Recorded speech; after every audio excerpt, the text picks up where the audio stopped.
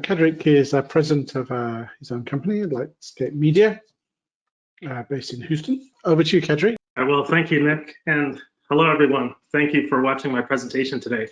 And I want to also thank the conference organizers for having me. My name is Kedrick Brown, and I'm the president of Lightscope Media LLC, a Houston-based media design startup. I founded Lightscope in 2016 to bring a significant amount of the media research and design work that I found myself doing in my free time under one umbrella. So before I continue, please read the disclaimer on screen. I want to emphasize that I'm making this presentation solely on behalf of Lightscope and not on behalf of any other company or entity that I am affiliated with. I will also be making some speculative statements and approximations, so please do your own due diligence. Thank you.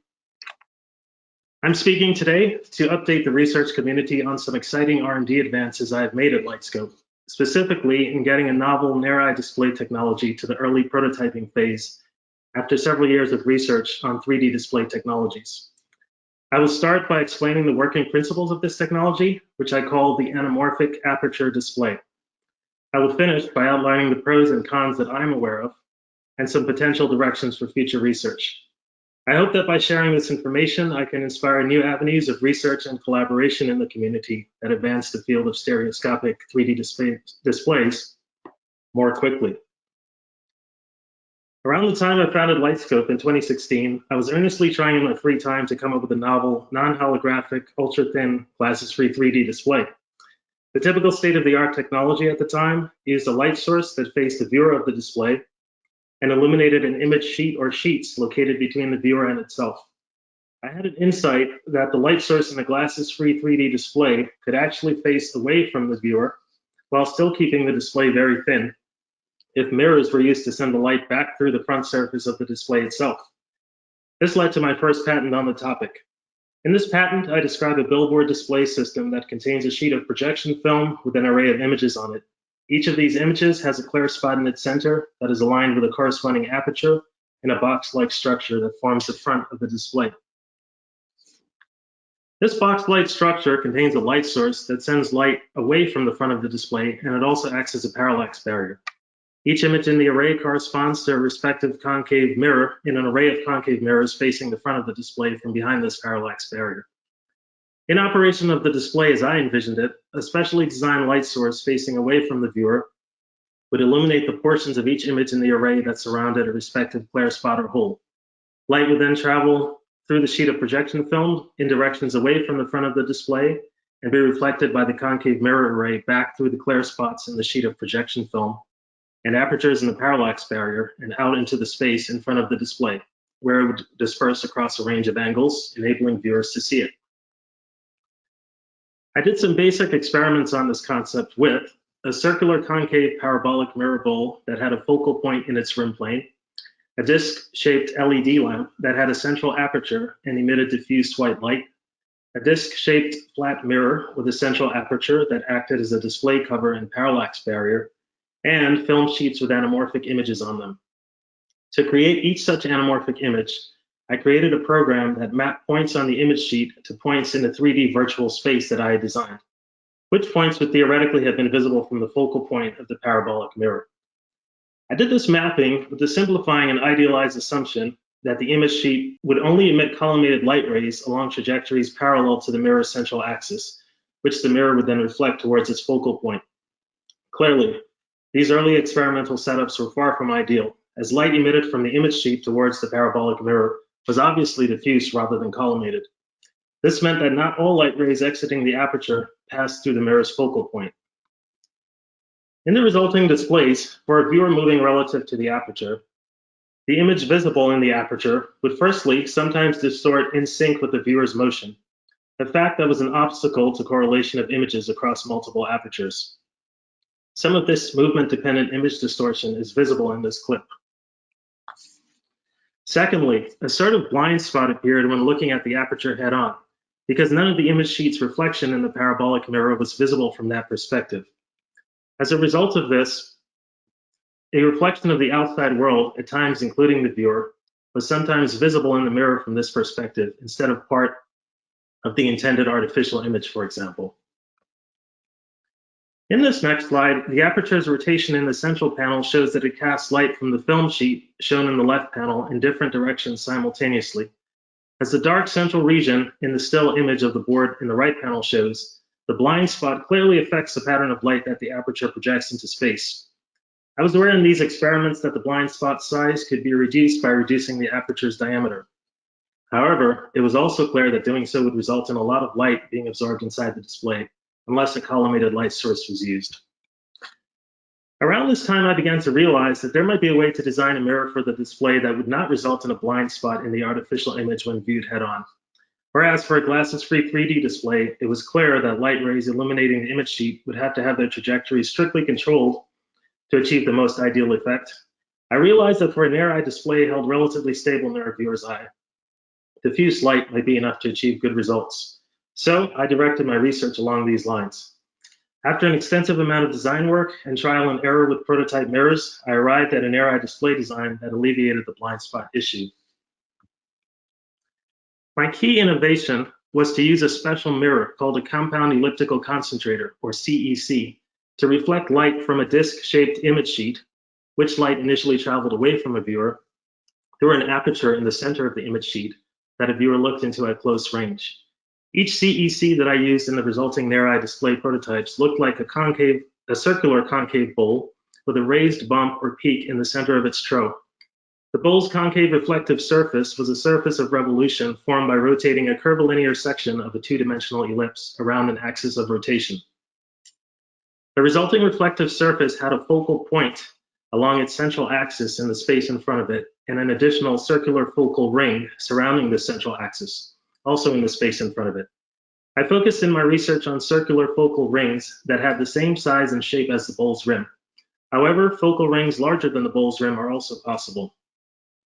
Each bowl's focal ring was located in a plane parallel to the plane of the bowl's rim, and the mirror's central axis passed through the center of the focal ring. This mirror was naturally able to focus a select group of light rays approaching its surface from its focal ring, which surrounded its central axis, towards its focal point, located along its central axis. As these clips show, a disc-shaped image sheet facing the mirror could thus be placed between the focal ring and the mirror, in a location that would enable it to intercept imaginary light rays traveling from the focal ring towards the mirror's surface along trajectories that would otherwise be reflected by the mirror towards its focal point. If the mirror's focal point was located suitably further away from the mirror than this image sheet, a viewer looking at the mirror through an aperture in the image sheet could see a reflection of the image sheet filling up most of the aperture in the right conditions. This novel display structure was thus able to transform a disc-shaped image on a flat sheet with an aperture in it into a panoramic near-eye virtual image in which the reflection of the aperture was largely missing, simply by using a specially designed mirror. The effect was similar to looking into a magnifying concave mirror at a very close distance that your eye would normally be unable to focus at, and seeing a focused virtual image other than your own magnified reflection. As can be seen here, some results were quite impressive for particular positions of the camera in front of the display.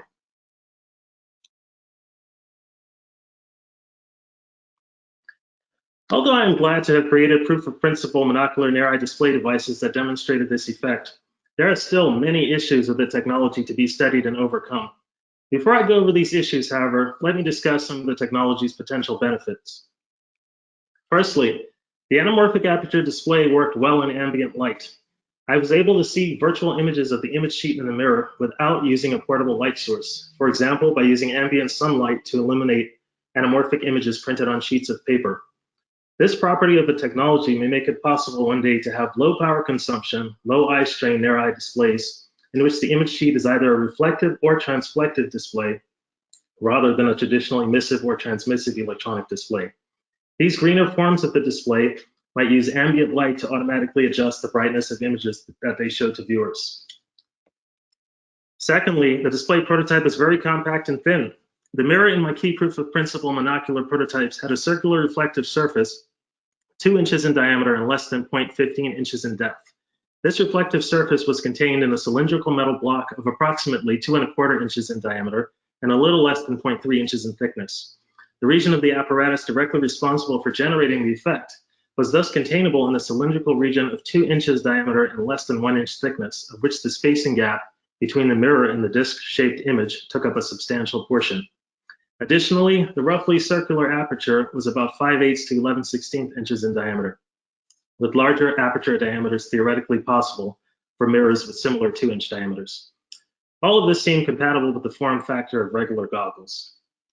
Thirdly, I was able to read some text in the display at very narrow distances, which seemed to suggest the possibility of future displays being used as compact security reading devices.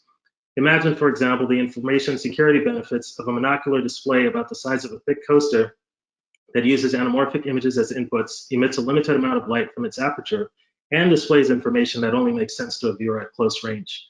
Displays of this type may also be useful in the future as either remote or attached electronic eyepieces for telescopes or microscopes. Fourthly, reflected images in the mirror were in focus to me well within the minimum distance that my unaided eye could naturally focus at or accommodate to. The technology thus seemed to have some potential to alleviate traditional vergence accommodation conflict by removing the need for the eye to accommodate to the display's virtual images altogether. I must emphasize, though, that this is not a definitive statement, and further research is necessary in this area. Finally, because of its simplicity, the technology seems to have the potential to be used in ruggedized near-eye displays. In my prototyping experiments, I used a metal mirror with protective coating that was part of a metal block. However, it may also be possible to use a thin, curved metal mirror with an array of holes in its surface that gives the mirror an appearance similar to perforated window film. Manufacturing of this perforated mirror might be simplified by locating a hole in its surface where its central peak would normally be, for example. A mirror of this type might be able to simultaneously show near-eye virtual information to a viewer on its reflective portions and real-world information to the viewer in the holes going through it. However, the inner edges of these holes would likely appear as blurry to a viewer. Goggles that include such perforated near-eye mirrors might resemble mesh goggles or pinhole glasses. And now, I will briefly discuss key issues that I have noticed with the technology. A first drawback of my display design is the need for the use of a compound elliptical concentrator, or CEC, with a peak in its center, which is non-trivial to create. Even if injection molding technology is one day able to facilitate the mass production of such mirrors, research must be done on how distracting the central peak in the mirror is in practice, and how stable the viewer's eye needs to be over time relative to the display. In the demonstration videos, the central peak in the mirror appears to be quite bright at times, although I did not always personally find it overly distracting. It may be possible to reduce this brightness by putting a light-absorbing coating on the tip of the mirror's peak. Alternately, an augmented reality eyepiece might simply use an off-axis section of a CEC surface that is located away from its peak to show a near-eye image to a viewer at very close range. Such an image might take up only a small portion of the viewer's visual field and could be generated by a standard rectangular microdisplay. Another potential research direction may be to use a holographic optical element or micromirror array as a substitute for the CEC in the display. A second drawback of my display design is the current need to use a thin, disc-shaped emissive or transmissive screen with either a hole or a transparent region in its center to create a dynamic near-eye display. Although a normal transparent OLED display or front-lit LCD screen might suffice in basic prototyping experiments, it would be more ideal to have an emissive or transmissive screen specifically manufactured for the anamorphic aperture display, for example, to maximize the transparency of the transparent region in its center. A third drawback of my display design is the fact that although monocular virtual images have clearly been displayed on individual displays, stereopsis has not yet been conclusively demonstrated with pairs of displays. At the ultra-close distances that virtual images appeared near the eye in prototypes, binocular fusion when looking at stereo pairs was too challenging to achieve, presumably because the resulting virtual images were not located far enough from my eyes to make this easy. Further work thus needs to be done to generate pairs of virtual images in anamorphic aperture displays that appear to be further away from the viewer's eyes, and test how natural it is for a viewer to fuse left eye and right eye virtual images into a combined stereoscopic image. Along these lines, it may be possible to replace the display's compound elliptical concentrator with a compound parabolic concentrator that sends collimated light towards the aperture. A convex lens may be located in the aperture of such a display to focus the collimated light towards a point, making the resulting image information appear to come from a wider range of angles. The fourth drawback of my display design is the fact that I did not incorporate a test rig into it that kept all display components still relative to each other. It does prove challenging at times to stabilize display images and keep my eyes steady in the eye box while holding one or more components of the display by hand. I believe that these issues were due in part to the very near-eye virtual images generated by the display, and that they may be reducible with a display design that forms a virtual image that appears to be further away from the eye. Nevertheless, further research needs to be done.